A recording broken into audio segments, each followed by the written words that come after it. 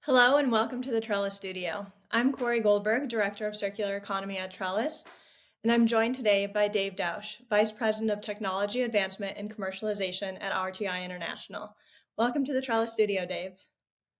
Thanks, Kori. It's great to meet you and happy to be here and appreciate the opportunity to talk about decarbonization and how RTI works in that space. Perfect. So can you start us off today by telling us about the mission and work of RTI International?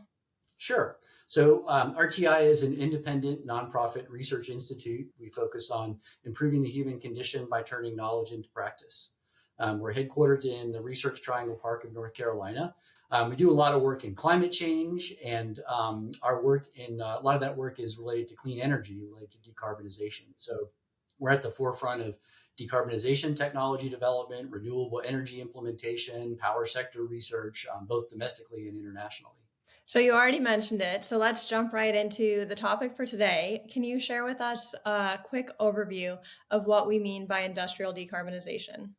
Sure. What we mean by industrial decarbonization is it refers to what we call hard-to-abate sectors. And so these are industrial sectors where eliminating fossil fuels and going purely renewables, for example, is not sufficient to meet the power demands for these heavy industries. So these are things like steel manufacturing, chemicals production, pulp and paper, cement manufacturing.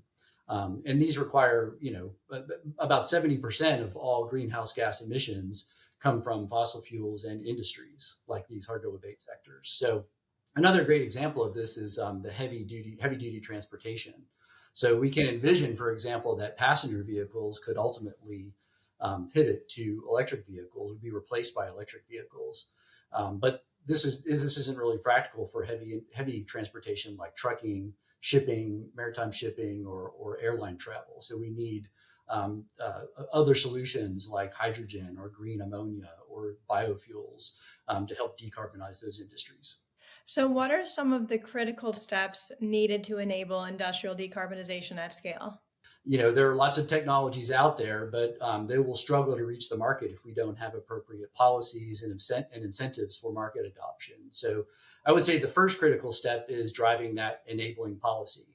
And there are, policies and regulations are needed to attract companies that are working in renewable energies and for them to invest and develop technologies. These might be positive incentives like 45Q tax credits. It might be more restrictive policies like emissions regulations, but it takes partnership.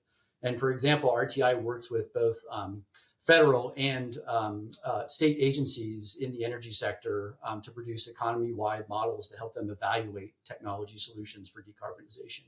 The next step would be then in the maturing of the technologies. So, and I think, we really need a portfolio approach to developing those technologies. As I mentioned, we need this balance of renewables and electrification with more responsible and sustainable use of fossil fuels and adding things like carbon capture and sustainable fuels to help lower the carbon footprint of these technologies. And then just lastly, enabling implementation. So we can have the greatest solutions in the world, but if we don't have alignment with government stakeholders, if we don't have the infrastructure that's needed to support these technologies, if we don't have a workforce that's prepared, then adoption of the technologies will fail.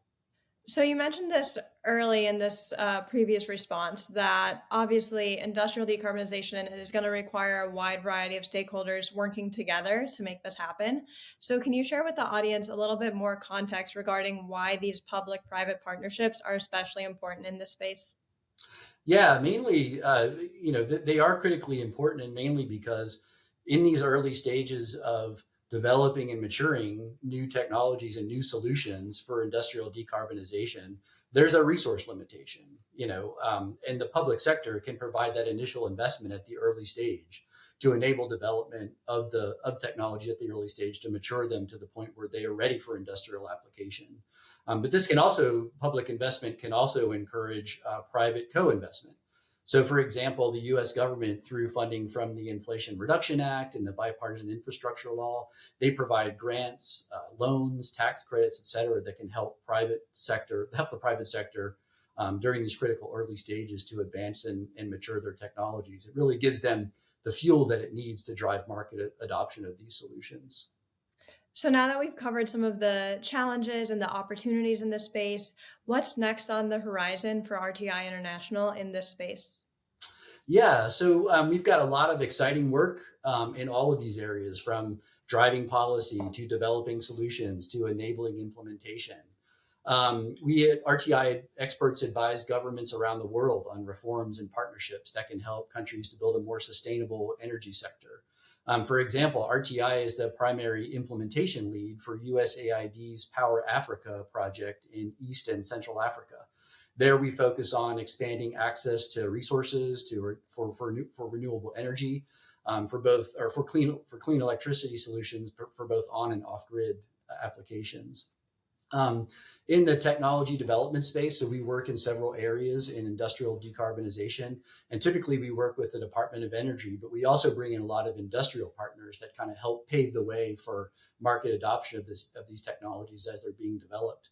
One example is we received a recent award from the Department of Energy to develop a carbon capture demonstration plant with our partners SLB, Amazon, and International Paper to help demonstrate a leading carbon capture technology that was developed at RTI. And then we're entering into the initial design phases to build a plant at a containerboard mill that's operated by International Paper.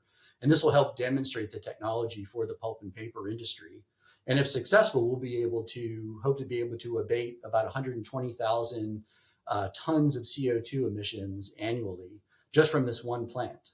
Lastly, we have on RTI's campus in North Carolina, we have a very unique pilot scale development laboratory where we've helped companies to scale and test their technologies at a more industrial relevant scale. And so we've had companies that come to us and they bring their technologies to us, and we can build a larger scale pilot unit, run test campaigns to get the critical data that's needed for them to implement their technologies in the market. And we're hoping to grow our partnerships in the industry and help these companies to accelerate their technologies into market adoption. Well, clearly, so many exciting projects happening in this space. Thank you so much, Dave, for joining me today to discuss your work. We're wishing you the best of luck in your efforts. And thank you to everyone for watching this edition of Trellis Studio. I hope you'll join us again soon. Thank you, Kori.